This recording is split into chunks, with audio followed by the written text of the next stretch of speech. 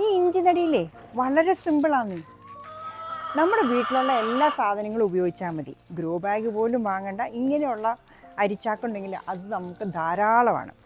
പിന്നെ ഞാൻ ആകെ വാങ്ങിച്ചതെന്ന് പറയുന്നത് ചാണകവും വേപ്പും പിണ്ണാക്കും മാത്രമാണ്. ബാക്കി എല്ലാം നമ്മുടെ വീട്ടിൽ കിടന്ന വേസ്റ്റ് സാധനങ്ങളാണ്. കരികിലയാണെങ്കിലും ചാരമാണെങ്കിലും കോഴിക്കാഷ്ടമാണെങ്കിലും ഇതെല്ലാം കൂടെ മിക്സ് ചെയ്ത് നമ്മളൊന്ന് നേരത്തെ കാലത്തെ കൂട്ടി വെച്ച് കഴിഞ്ഞാൽ നമ്മുടെ ആവശ്യങ്ങൾക്ക് നമുക്ക് ഉപയോഗിക്കുകയും ചെയ്യാം. നല്ല വളങ്ങൾ ഉണ്ടാക്കാൻ നമുക്ക് തന്നെ പറ്റും. ഈസി ആയിട്ട് ഉണ്ടാക്കാൻ പറ്റും. ഇതാണ് എൻ്റെ ഇഞ്ചി കൃഷി. ദേ പൂവൊക്കെ ഉണ്ടായി അത്രയ്ക്ക് നല്ലപോലെ മൂത്തിരിക്കുകയാണ്. ഇതെല്ലാം നമ്മൾ നട്ടിരിക്കുന്ന നിലത്താണ്. കഴിഞ്ഞ ദിവസം നമ്മൾ കുറേ പറിച്ചെടുത്തു. നല്ല മൂത്ത സാധനമാണ്. എന്നാലേ ഗ്രോ ബാഗിലാണെങ്കിൽ നിലത്ത് നടുന്നതിനേക്കാൾ കൂടുതൽ വിളവ് കിട്ടും, വലിയ ഇഞ്ചി ഉണ്ടാവും എന്നൊക്കെ കേട്ടിട്ടുണ്ട്. എങ്കിൽ പിന്നെ ഒന്ന് ട്രൈ ചെയ്തേക്കാം. എനിക്കിവിടെ ഗ്രോ ബാഗില്ല. ഞാൻ എടുക്കുന്നത് നമ്മുടെ അരിച്ചാക്കാണ്. ആദ്യമായിട്ടാണ് ഞാൻ ഇങ്ങനെ ഒരു അരിച്ചാക്കിനകത്ത് ഇത് നടുന്നത്. ഇത് നമ്മുടെ 10 കിലോയുടെ അരിച്ചാക്ക. ഞാൻ ഇതിനകത്ത് വെള്ളം ഒഴിച്ചു വെച്ചിരിക്കുക. ഇതേ വെള്ളം ഡ്രിപ്പ് ചെയ്യുന്നുണ്ട്, ഒന്ന് ടെസ്റ്റ് ചെയ്യാനായിട്ട്. കാരണം ഇതിനകത്ത് ഹോൾ ഇടണോ വേണ്ടയോ എന്നൊരു സംശയം ഉണ്ടായിരുന്നു. അതിന് വേണ്ടിയിട്ട് ഇതാണ്ട് ടെസ്റ്റിങ്ങിന് വേണ്ടി ഞാൻ വെള്ളം ഒഴിച്ചു വെച്ചു. അപ്പോൾ വെള്ളം ഡ്രിപ്പ് ചെയ്യുന്നുണ്ട്. അപ്പോൾ ഒരാവശ്യമില്ല, ഹോളിൻ്റെ ഒന്നും ആവശ്യമില്ല. നമുക്ക് ഡയറക്റ്റായിട്ട് ഇതിനകത്ത് നടാം. നല്ല തിക്കാണ് കേട്ടോ. നമ്മുടെ ഈ അരിച്ചാക്കിനെ നമുക്ക് അകത്തോട്ടങ്ങ് മടക്കാം. അങ്ങനെ ആകുമ്പോൾ വലിയ ഹൈറ്റ് വരത്തുമില്ല. പിന്നെ ഇതിനിങ്ങനത്തെ ഹാൻഡിലൊക്കെ ഉണ്ട്, അതൊക്കെ അങ്ങ് അകത്ത് പോയിക്കോളും.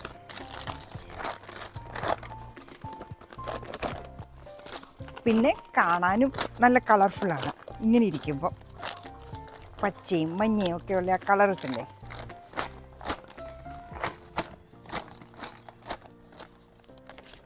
അപ്പോൾ ഇത്ര ഹൈറ്റ് മതി. നല്ല ഒരു ഗ്രോ ബാഗ് പോലെ നമുക്കൊരു തിക്കായിട്ടുള്ള ഒരു പാത്രം കിട്ടിക്കഴിഞ്ഞു. അപ്പം ഞാൻ 2 എണ്ണം എടുത്ത് വെച്ചിട്ടുണ്ട്. അടുത്തത് കൂടി ഇങ്ങനെ ആക്കിയെടുക്കാം. അതിനകത്ത് വെള്ളം ഒഴിച്ച് ടെസ്റ്റ് ചെയ്താൽ. ഇതിനകത്ത് വെള്ളം ഒഴിച്ചില്ല, കാരണം എല്ലാം ഒരേ ക്വാളിറ്റി ആയിരിക്കുമല്ലോ. അപ്പം ഈ ഹാൻഡിലുള്ള പോർഷൻ നമുക്ക് ഹാൻഡിൽസൊക്കെ അകത്തോട്ടിട്ടിട്ട് ഇതിനെ അങ്ങ് മടക്കാം.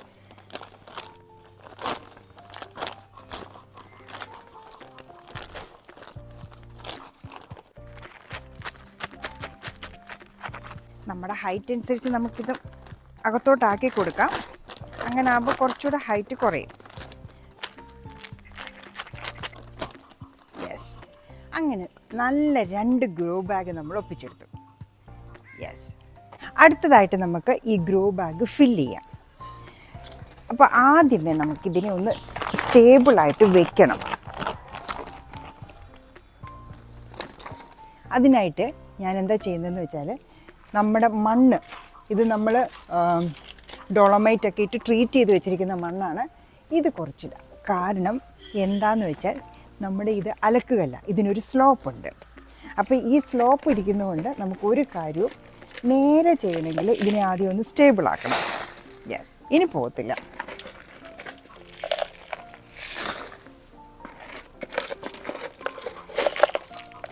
രണ്ട് ഗ്രോ ബാഗാണ് ഞാനിന്ന് നടക്കുന്നത്. അപ്പോൾ രണ്ടിനകത്തും ആദ്യമേ മണ്ണിട്ടു. അപ്പോൾ ഇവർ സ്റ്റേബിളായി. ഇനി നമുക്ക് ഓരോന്നോരോന്നായിട്ട് ആഡ് ചെയ്ത് കൊടുക്കാം. ഇവിടെ ഞാൻ ഉപയോഗിക്കുന്ന ഓരോ സാധനങ്ങളും നമ്മുടെ ഈ വീട്ടിൽ നിന്ന് കിട്ടുന്നത് തന്നെയാണ്. ഇതെന്താണെന്ന് മനസ്സിലായോ? ഇത് നമ്മൾ ചാക്കി കെട്ടി വെച്ചിരുന്നായിരുന്നു. ഇത് നമ്മുടെ മുറ്റത്ത് മറിച്ച് ലോണാണ്, പുല്ലാണ്. ഇത് വെറും ബഫല്ലോ ഗ്രാസാണ്. ആ വെട്ടുന്ന ബഫല്ലോ ഗ്രാസ് ഞാനിങ്ങനെ എടുത്ത് ഓരോ ചാക്കിലാക്കി വയ്ക്കും. പിന്നീട് അത് നമ്മൾ പൊതയിടാനും പല ചെടികളിങ്ങനെ നടാനും എല്ലാം ഉപയോഗിക്കുന്ന ഇതാണ്. അത് കുറച്ചങ്ങ് ഇട്ട് കൊടുക്കാം. അത് ഒരു ഈ പരുവായി അഴുകിക്കൊണ്ടിരിക്കുന്നു, എന്നാൽ മുഴുവനും അഴുകിയിട്ടുമില്ല. ഇത്രയുണ്ട് കേട്ടോ. ചാക്കിനകത്ത് ഒരു മുക്കാലും ഉണ്ട്. ഇതിനകത്ത് കുറേയൊക്കെ നമ്മൾ ഉപയോഗിച്ചതാണ്. ഇവിടെ പാഴ്വസ്തു എന്ന് പറയാൻ ഒന്നുമില്ല. എല്ലാം നമ്മൾ ഉപയോഗിക്കും. ഒന്നല്ലെങ്കിൽ വേറൊന്നിന് അത് നമ്മൾ കമ്പോസ്റ്റ് ആക്കും.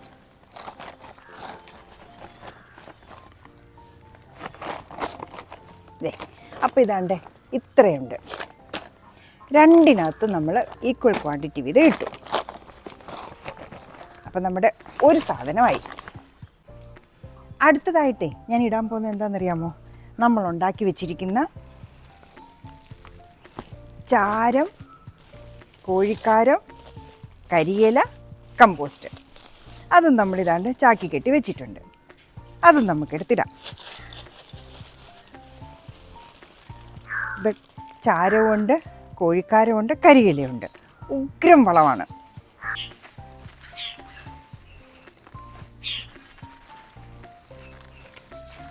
അപ്പം ഇതിലേക്കും കൂടെ ആഡ് ചെയ്യാം.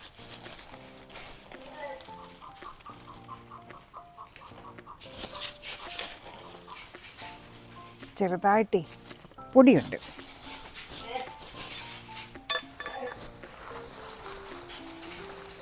ഇതാണ് എളുപ്പപണി.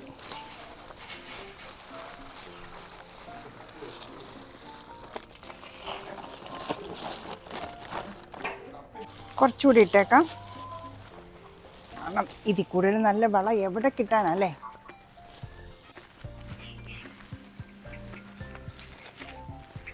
ഇതിനകത്ത് മണ്ണും ഉണ്ടല്ലോ, എല്ലാം കൂടെ ഉള്ളൊരു മിക്സാണ്.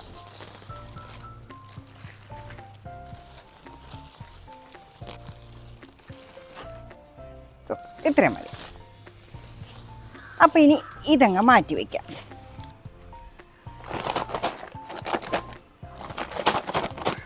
ഇങ്ങനെ ഒന്ന് കുടഞ്ഞു കൊടുത്തു കഴിയുമ്പോഴേ ഇതങ്ങോട്ട് താഴോട്ട് സെറ്റിലാകുന്നുണ്ട് കേട്ടോ. അടുത്തതായിട്ട് നമ്മൾ ഇടാൻ പോകുന്നത് ഇന്ന് തൂത്തുവാരിയ കരിയിലയാണ്. നമ്മുടെ മുറ്റത്തുനിന്നും പറമ്പിൽ നിന്നും ഒക്കെ ആയിട്ട് ഞാൻ ഇന്ന് രാവിലെ തൂത്തെടുത്ത ഫ്രഷ് കരിയിലകളാണ്.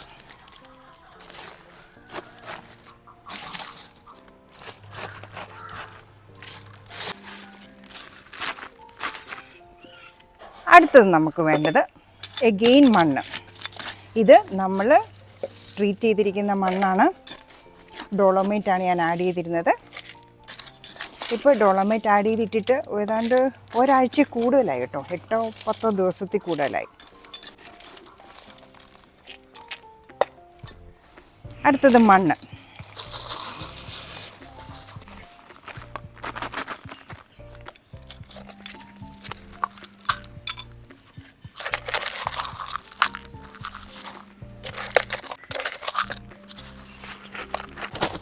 ഇതൊന്ന് കൈവച്ചടയ്ക്കൊന്ന് അമക്കി കൊടുക്കണം. കാരണം ഇതിനകത്ത് കരികിലൊക്കെ ആയതുകൊണ്ടേ ഇതെല്ലാം അമങ്ങി താഴോട്ട് പോയിക്കോളും.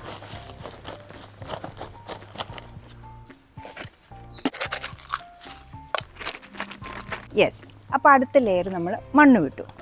ഇനി നമുക്ക് അടുത്ത ഒന്നുകൂടെ നമ്മൾ ഉണ്ടാക്കി വെച്ചിരിക്കുന്ന കോഴിക്കാരം, ചാരം, കരിയില, കമ്പോസ്റ്റ് ഇടാം.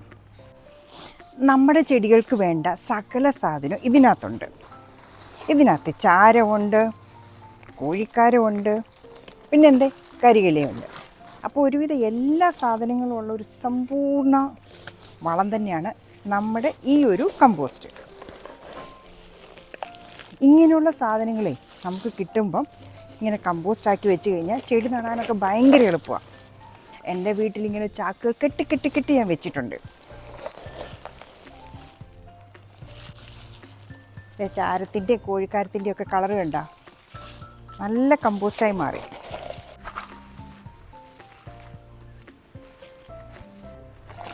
ഒന്നുകൂടെ ഒന്ന് കുടഞ്ഞു കൊടുക്കാം.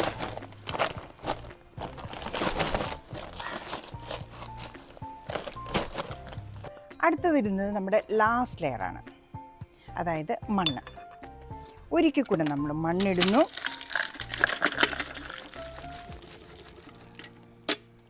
ട്രീറ്റഡ് മണ്ണാകണം, അത് പ്രത്യേകം ശ്രദ്ധിക്കണേ. കാരണം ഇത്രയെല്ലാം പണി ചെയ്തിട്ടേ ഇത് അഴുകിപ്പോയി കഴിഞ്ഞാൽ നമുക്ക് ഭയങ്കര സങ്കടമാകും. അതെ,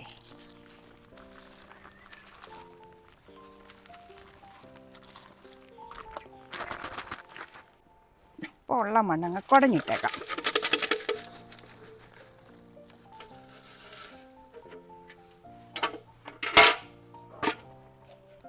സോ ഇപ്പം നമ്മുടെ ചാക്കിൻ്റെ ഏതാണ്ട് 1/4 പോർഷൻ വരെ ആയിട്ടുള്ളൂ. ഇത് മതി. കാരണം ഇനി നമുക്ക് പൊതയിടാനും ഒക്കെ ഉണ്ട്. പിന്നെ വെള്ളം ഒഴിച്ച് കഴിയുമ്പോൾ ഇതെല്ലാം ഇനിയും താഴോട്ട് താഴ്ന്നു പോകും. ഇതാണ് നടാനായിട്ട് ഞാൻ എടുത്തു വെച്ചിരിക്കുന്ന ഇഞ്ചി. ദേ, ഈ ഇഞ്ചിക്കെല്ലാം മുള വന്നതാണ്. അപ്പം നമ്മൾ എപ്പോഴും നടാനായിട്ട് എടുക്കുന്ന ഇഞ്ചിക്ക് മുള വന്നിരിക്കണം. ദേ, ഇതിനൊരു മുളയുണ്ട്, പിന്നെ ഇതിനൊരു മുള വന്നിട്ടുണ്ട്. അങ്ങനെ 6 പീസ് ഇഞ്ചിയാണ് ഞാൻ എടുത്തിരിക്കുന്നത്. ഒരു ബാഗിനകത്ത് നമുക്ക് മാക്സിമം 2 അല്ലെങ്കിൽ 3, അതിൽ കൂടുതൽ ഒട്ടും വേണ്ട, ഭയങ്കര കൺജഷനായി പോകും. ഒന്നാമതേ എൻ്റെ ബാഗ് ചെറുതാണ്. അപ്പം നമുക്ക് ഇതിനെ അങ്ങ് നട്ടെടുക്കാം. ആ മുളയുള്ള പോർഷൻ എടുത്തിട്ട് മുളയുള്ള പോർഷൻ മുകളിലേക്കാക്കി നമ്മുടെ മണ്ണിന് ചെറിയൊരു കുഴി കുഴിക്കുക. മണ്ണിൽ ചെറിയ കുഴി കുഴിച്ചിട്ട് മുള മുകളിലോട്ടാക്കി വെക്കണം.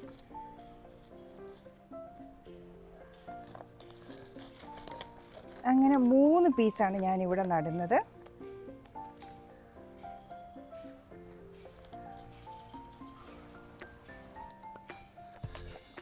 സോ അടുത്ത പീസിൻ്റെ സ്ഥലം കൂടെ.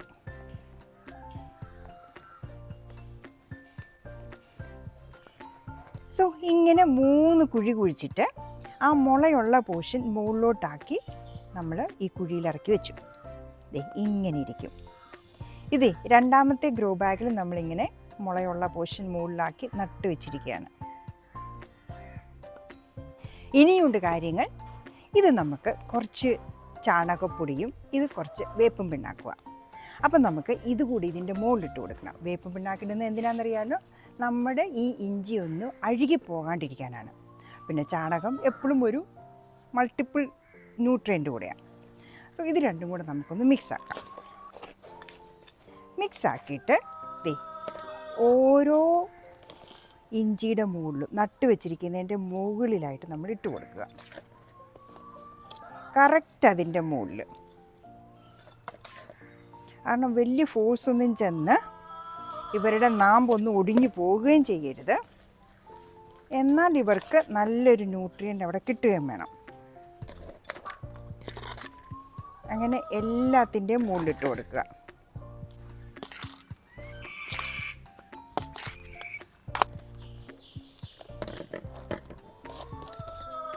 ഒന്ന് കൂട്ടി അതിൻ്റെ മുകളിലോട്ട് തന്നെ ഇടുക.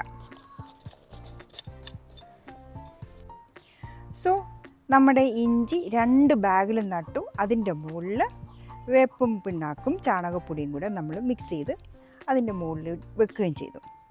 ഇപ്പോൾ ഇങ്ങനെ ഇരിക്കും. ഇവിടെ ഇഞ്ചി ഒന്നും എക്സ്പോസ്ഡ് അല്ല, സെയിമാണ് ഇവിടെ.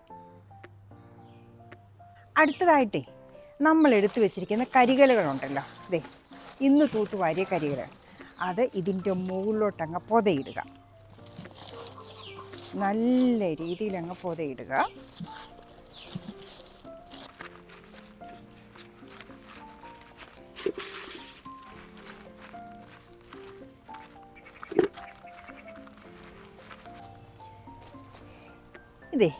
എല്ലാം ഓൾമോസ്റ്റ് ഫിനിഷായി. പൊതയിടയിലും കഴിഞ്ഞു. പ്രോപ്പർ പൊസിഷനിലേക്ക് ഷിഫ്റ്റ് ചെയ്യണം. എന്നാൽ വെയിൽ കിട്ടുന്ന സ്ഥലം ആകുകയും വേണം. അപ്പം ഞാൻ ഇങ്ങനെ നോക്കുക ചെയ്ത് നമ്മുടെ ഇവിടെ ഏതാണ് അങ്ങനെയുള്ള സ്ഥലം. ഇവിടെ ഒന്നും പറ്റില്ല, കാരണം ഇതെല്ലാം പയറെല്ലാം കയറ്റി വിടുന്നതാണ്. കുറച്ചുകൂടെ പയർ കയറി കഴിയുമ്പോൾ ഇതിനടി മുഴുവനും തണലായിപ്പോകും. ഇനി നമുക്ക് വേറെ സ്ഥലം അന്വേഷിക്കണം.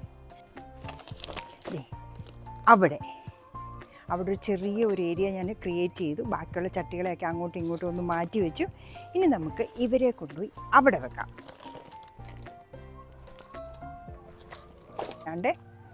ഇവിടെ ഇങ്ങനെ പൊസിഷൻ ചെയ്തു.